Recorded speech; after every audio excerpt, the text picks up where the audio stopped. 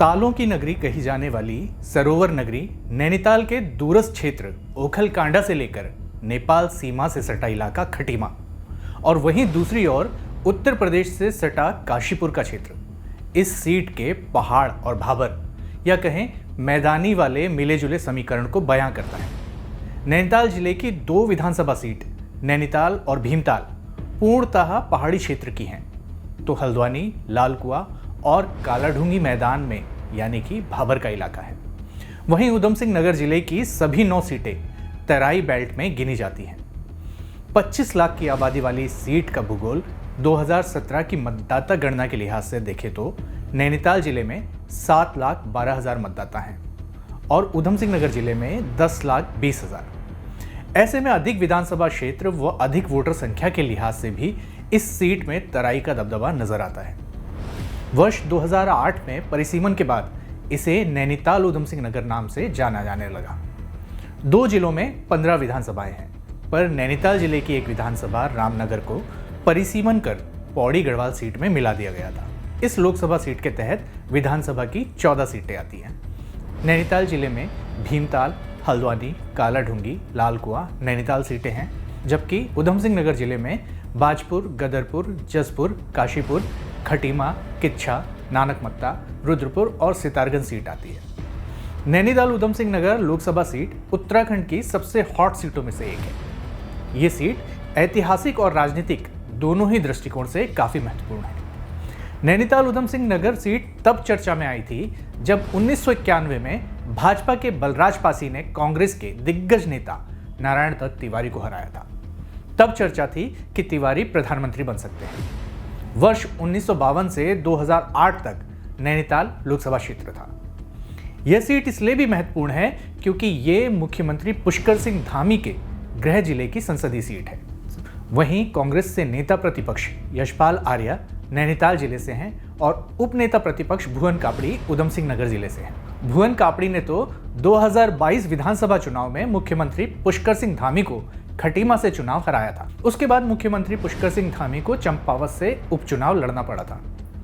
यह देखना दिलचस्प होगा कि इस लिहाज से क्या इस सीट का ये मुकाबला एक बार फिर पुष्कर सिंह धामी वर्सेस भुवन कापड़ी हो सकता है। यहाँ ये ध्यान रखना भी जरूरी है कि पुष्कर सिंह धामी तब भी मुख्यमंत्री थे और भुवन कापड़ी उनको हराकर पहली बार विधायक बने थे, और अब पुष्कर सिंह धामी अब भी मुख्यमंत्री हैं और भुवन कापड़ी उपनेता प्रतिपक्ष भी हैं।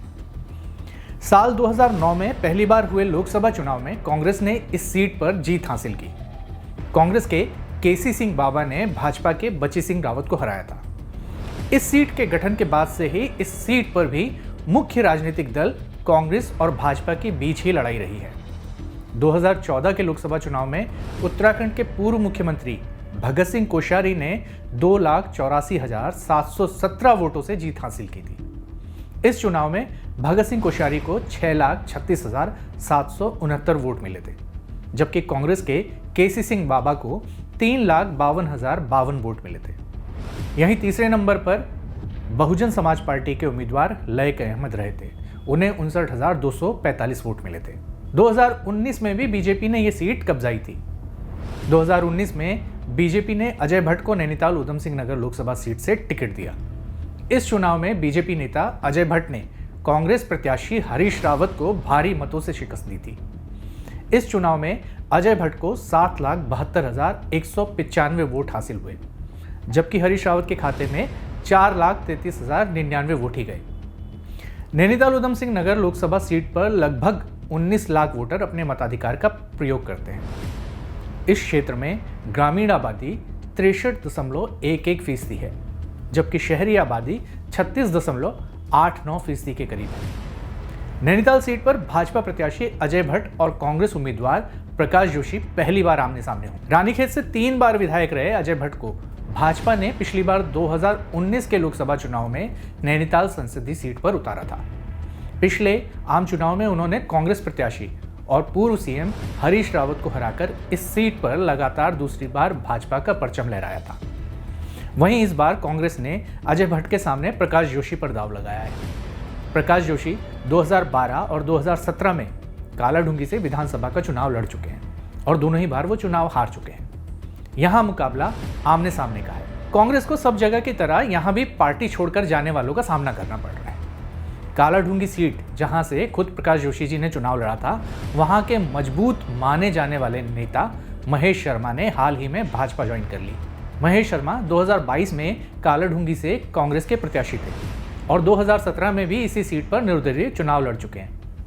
वहीं टिकट नहीं मिलने से नारायण दत्त तिवारी जी के परिवार से ताल्लुक रखने वाले दीपक बलूटिया भी नाराज हो गए थे। हालांकि उन्हें बाद में मना लिया गया था।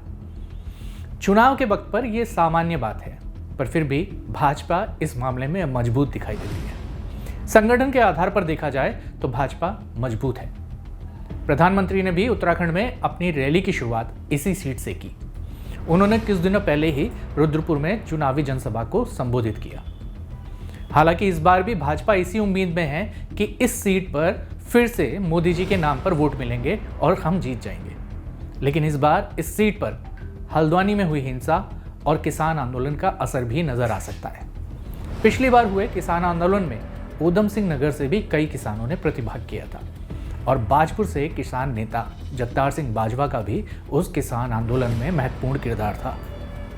ऊधम सिंह नगर किसान बाहुल्य जिला है, तो लगता तो है कि इसका असर इस चुनाव में दिखेगा भी। खैर, अभी तो शुरुआत है, आगे आगे देखिए होता है क्या। खबर पर अपनी राय कमेंट बॉक्स में ज़रूर दें।